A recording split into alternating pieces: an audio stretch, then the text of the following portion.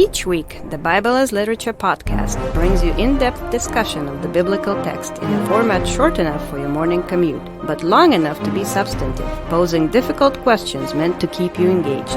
If you value this work, please consider donating as little as 25 cents per episode. That's just $1 per month. To learn more, please visit patreon.com/Bible. That's patreon.com/Bible. Thank you.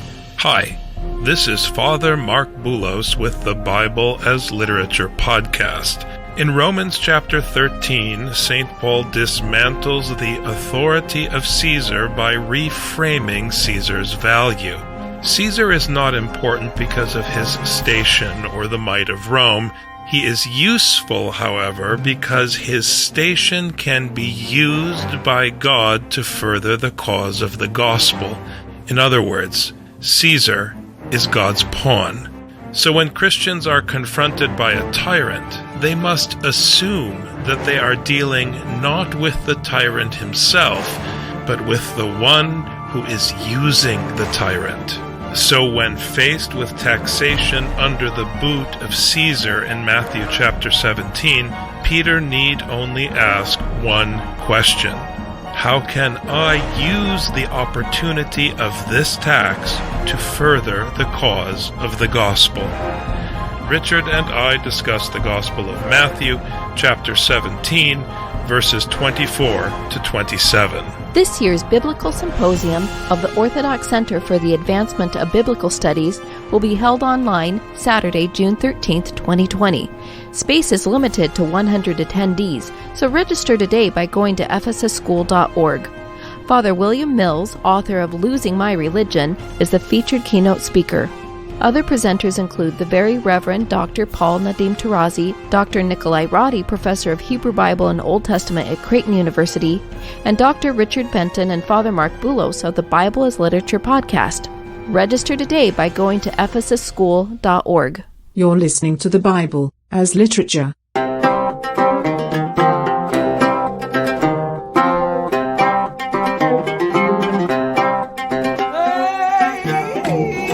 Hi. This is Father Marc Boulos. And this is Dr. Richard Benton. And you are listening to episode 329 of the Bible as Literature podcast.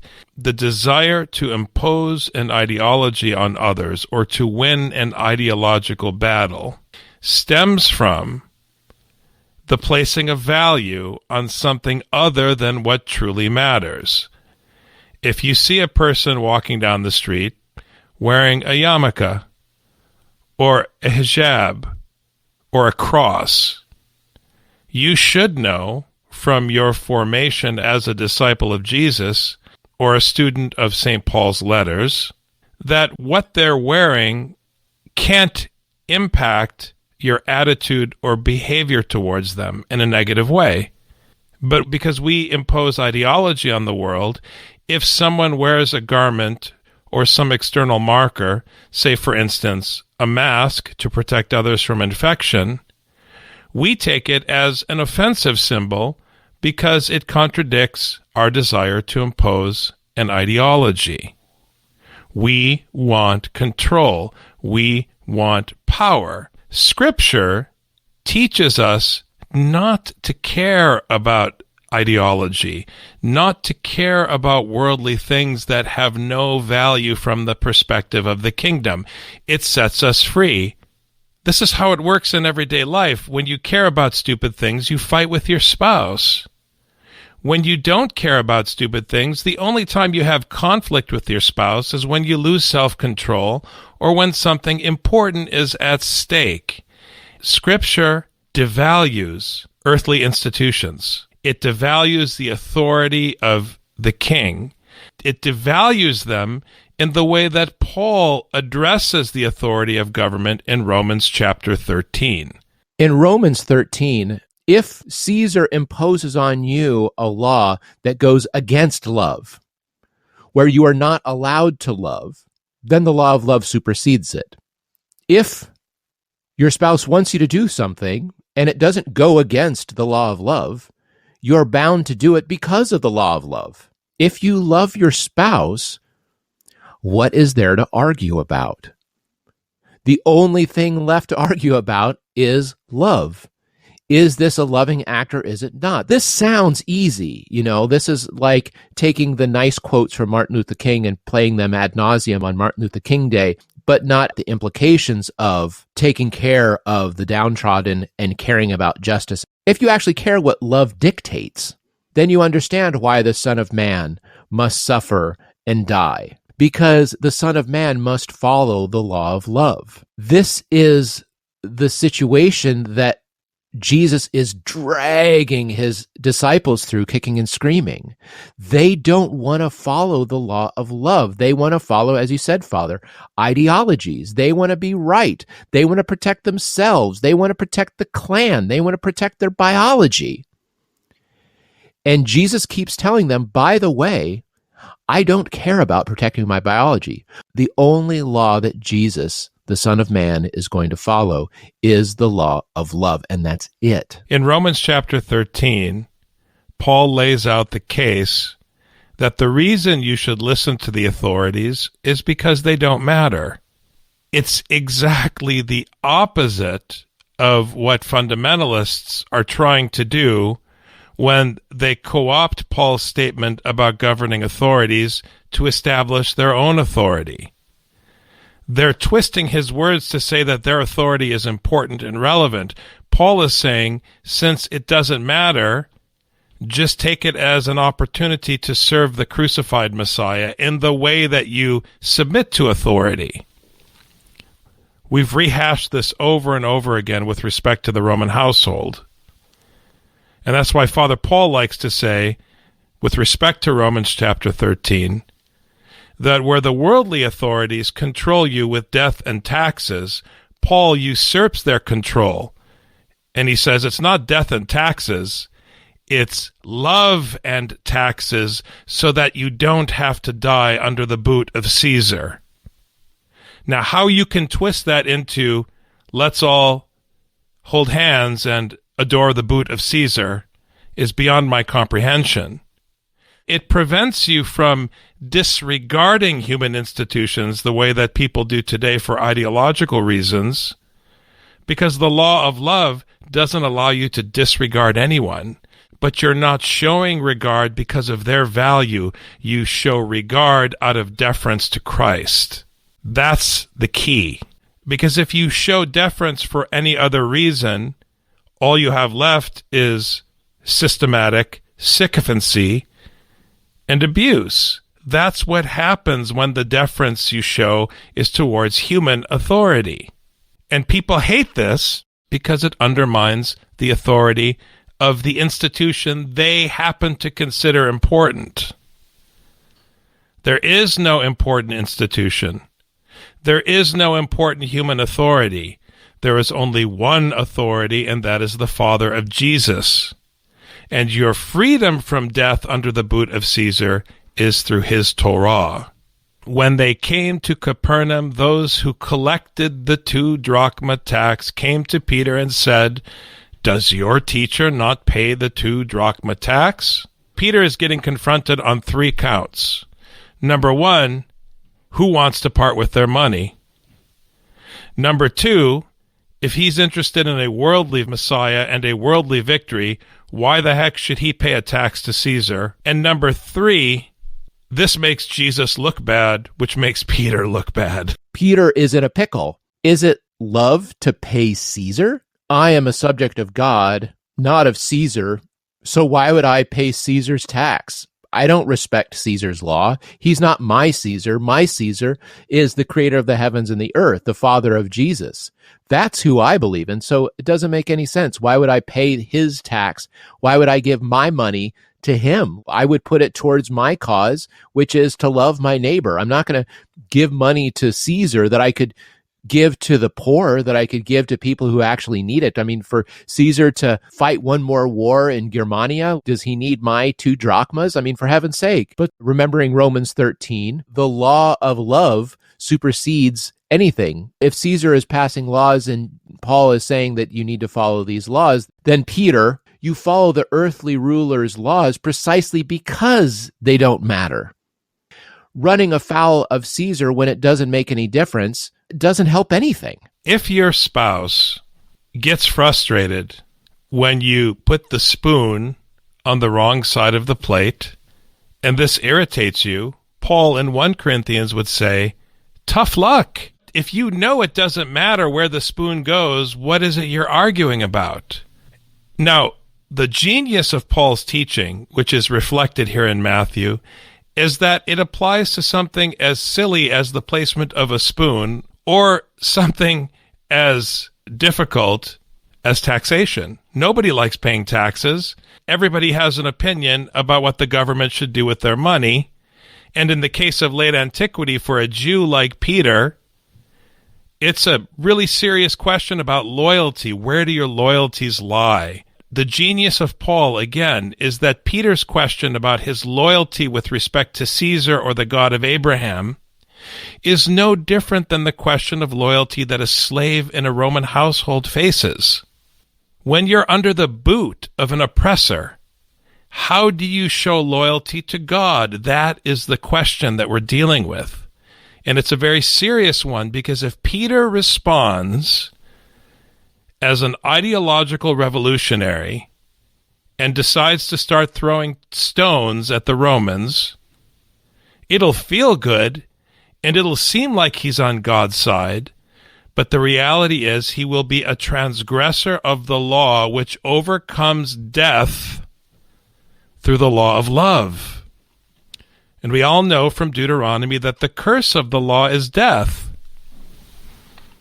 Meaning if you don't obey the law, you die. And here in Matthew, this story is reflecting Paul's explanation of Deuteronomy, or reproclamation of Deuteronomy in a Roman context.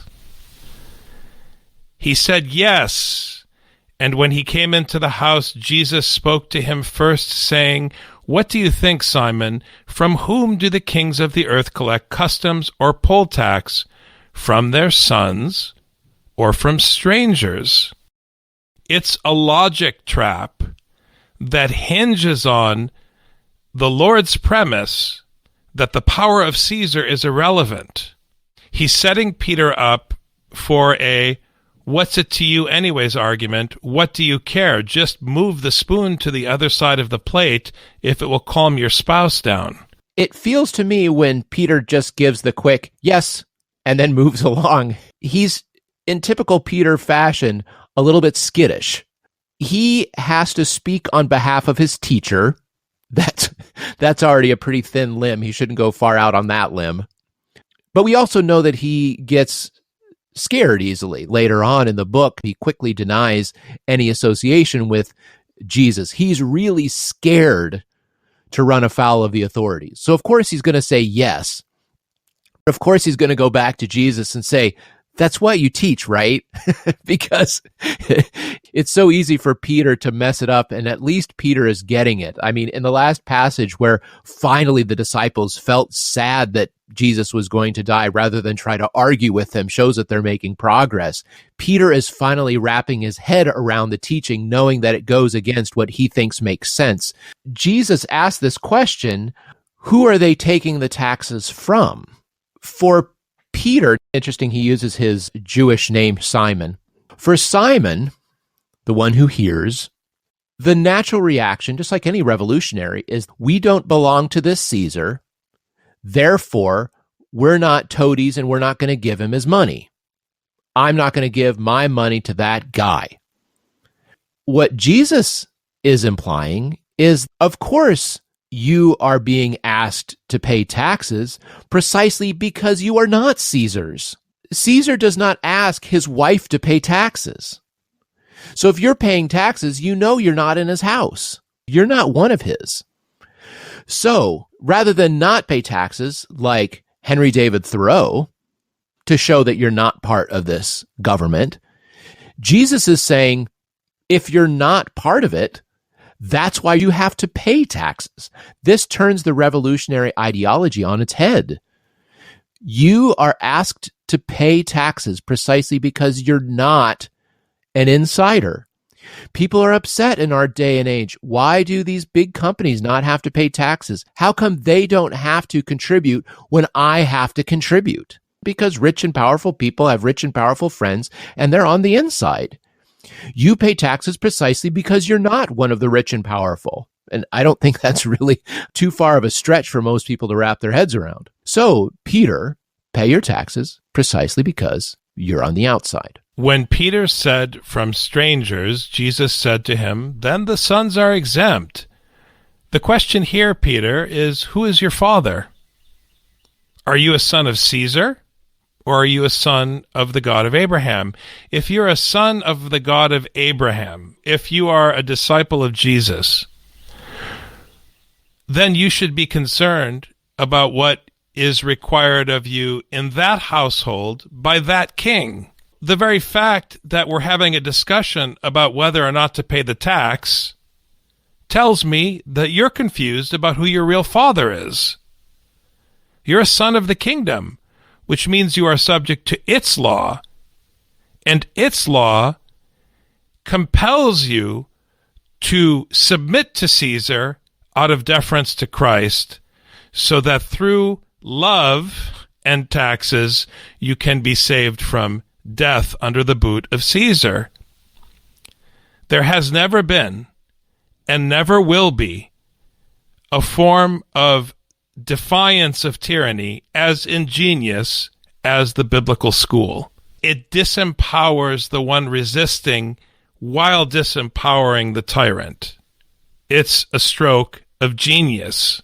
People from all walks of life, all stations, and all classes are angry at everybody else because the human ways in which we resist elevate our power. The cross is the ultimate symbol of resistance and the ultimate symbol of victory in a way that no other symbol can be, because it cancels out the one who is defying tyranny, because the defiance is made as a gesture of love. No greater love can a man have than to give his life for his friends.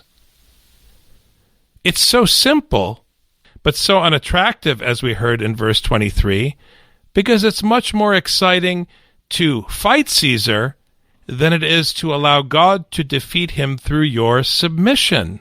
The tax doesn't matter, so just pay it, Peter. I think a lot of people misunderstand this passage. When I look at translations, when Jesus says the children are free, he's not talking about the children of God. He's talking about the children of Caesar. If you want to be free of the taxes, then you have to become one of them. So stay on our side and pay the taxes. I'm going to just echo your words, Father. What's the big deal?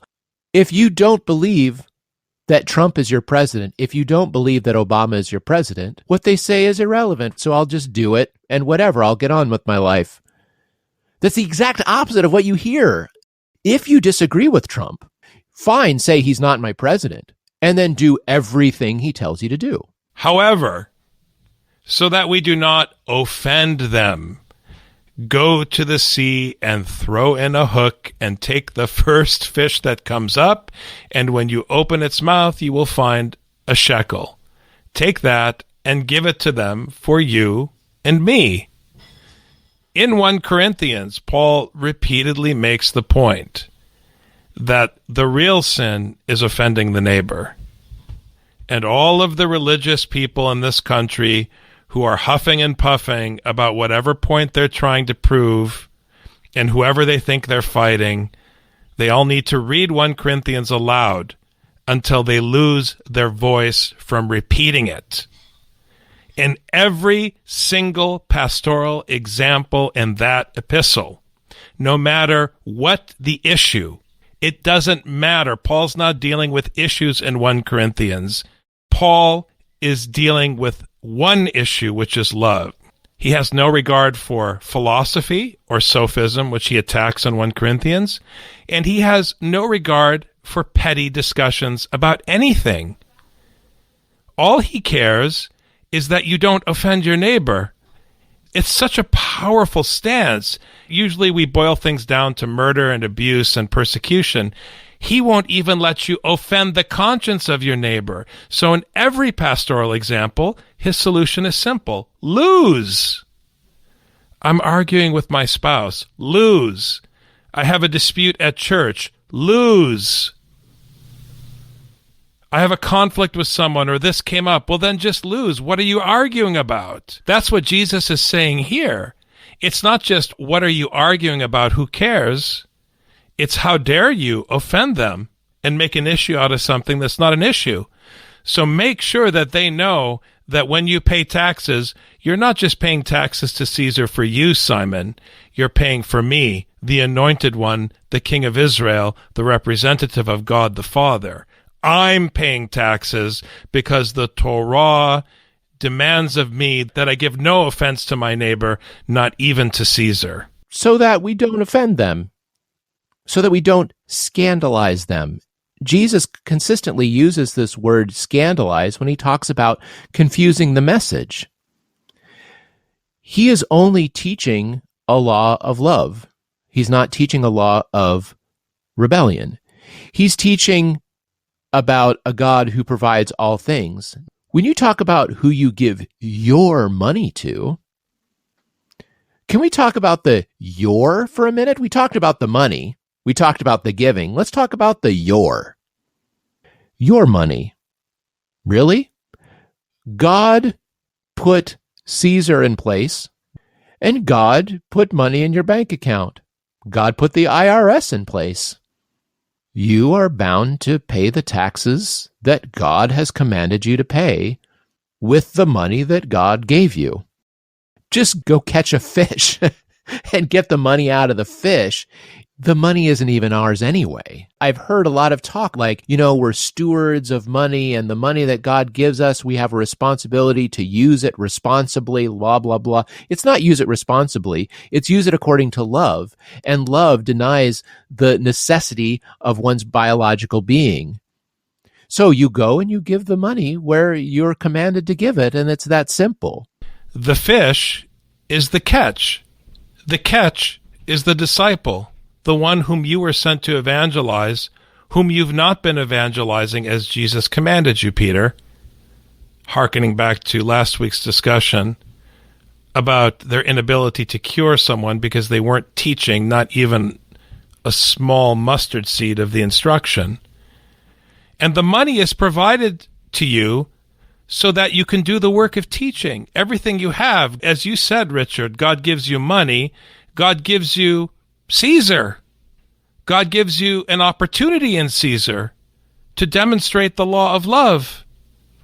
So what are you saving money for? Just give him the money and put it to the use God intended, which is the proclamation of the gospel.